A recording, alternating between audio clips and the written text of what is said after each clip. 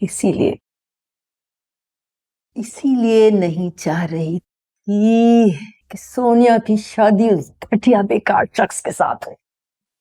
तो क्या हुआ? तुम्हारे ना चाहने से क्या शादी रुक गई? शादी तो हो गई उन दोनों की और निभा भी रहे हैं वो दोनों।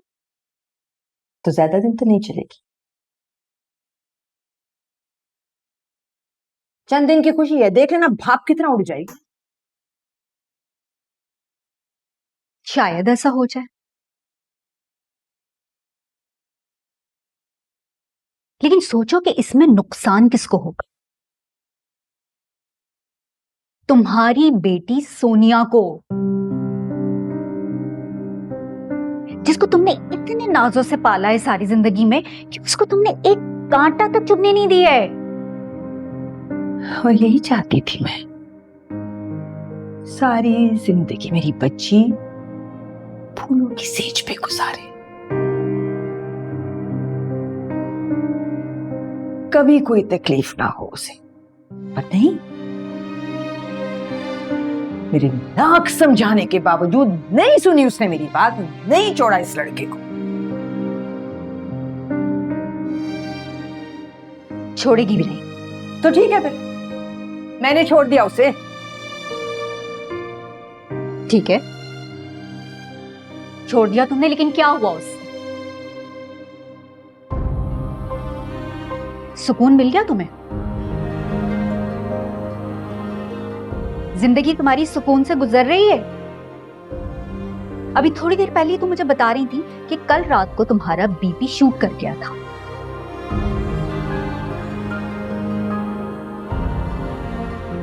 देखो यास्मीन,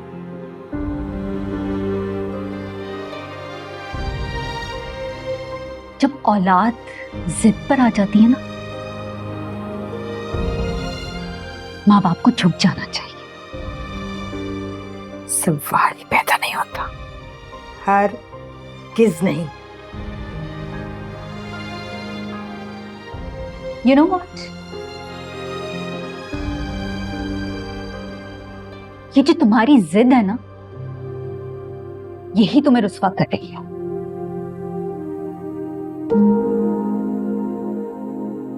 देखो यास्मीन, समझने की कोशिश करो। उन दोनों ने शादी कर ली है, अब वो पंक्चर बाइक घसीटे या तंगी से जिंदगी गुजार रहे हैं, वो गुजार रहे हैं। हमजा को कोई फर्क नहीं पड़ रहा। अगर फर्क पड़ रहा है ना, तो वो तुम्हारी बेटी सोनिया को पड़ रहा है।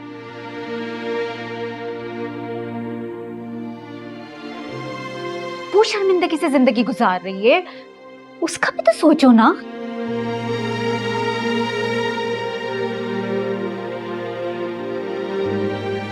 और पता है यास्मीन,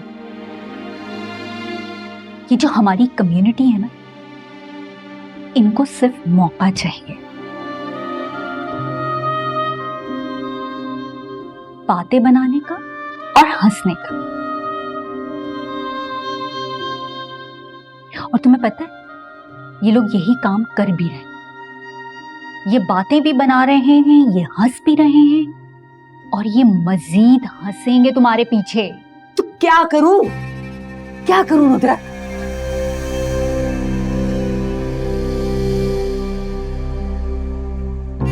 माफ कर दो, अपना लो। बच्चे हैं। देखो यास्मीन, हमारे सर्कल में ना लड़कियां इस तरह की गलतियां करती हैं।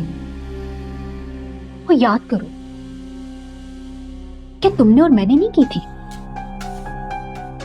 तो क्या हमारे पेरेंट्स ने सजा देने के लिए हमें गटर में फेंक दिया था? नहीं ना।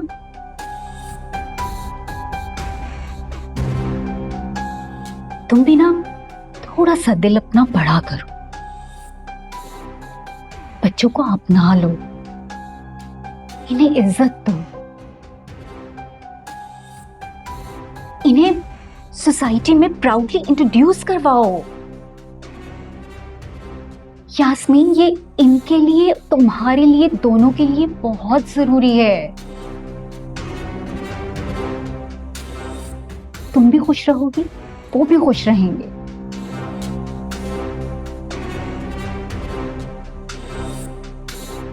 तुम समझ रही हो ना यास्मीन, मैं तुम्हें क्या समझाने की कोशिश कर रही हूं?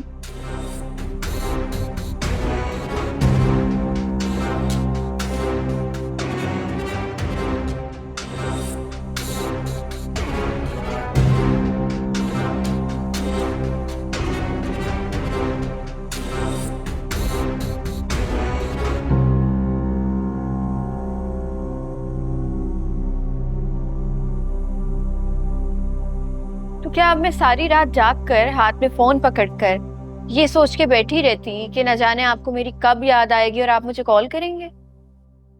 क्या तुम्हें बुरा लगा मैंने तुम्हें कॉल की? बात यही नहीं है, लेकिन आपने मुझे कहा कि आप मुझे रात में कॉल कर रहे थे, ये भी तो ठीक नहीं है ना।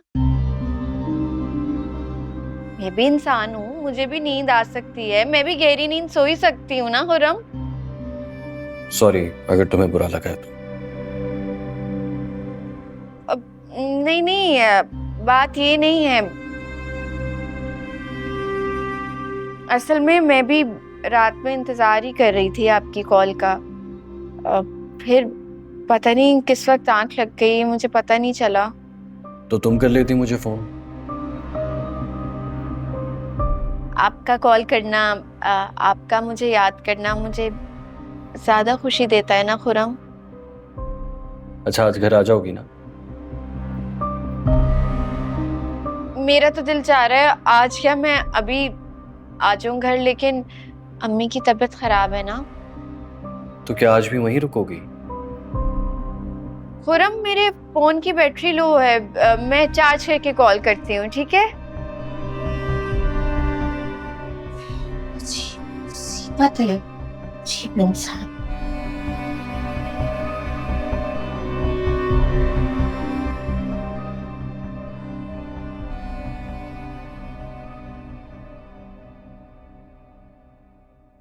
जुगनू, अम्मी कब से आवाजें दे रही हैं, तुम्हें आवाज नहीं आ रही क्या? कमरे में बंद होके रह गई हो। अब ये सही मुसीबत है, बंदा कुछ वक्त अपने साथ भी नहीं गुजार सकता कि अपना गम ही मिटा ले। खुर्रम से बात कर रही थी। सही अजाब में फंसाया मुझे आपने। रात में फिर उसकी तबीयत बिगड़ गई थी। उससे कहो अपना इलाज करवाए, कब तक दूसरों से छुपाता फिरेगा। भाई आप श्री, तुम बाहर जाओ, मुझे जुगनू से कुछ जरूरी बात करनी। ऐसी भी क्या बात करनी है जो मेरे सामने नहीं हो सकती? मैंने कहा ना तुम बाहर जाओ। ऑफिस के लिए लंच बॉक्स तैयार करो, मैं आता हूँ अभी।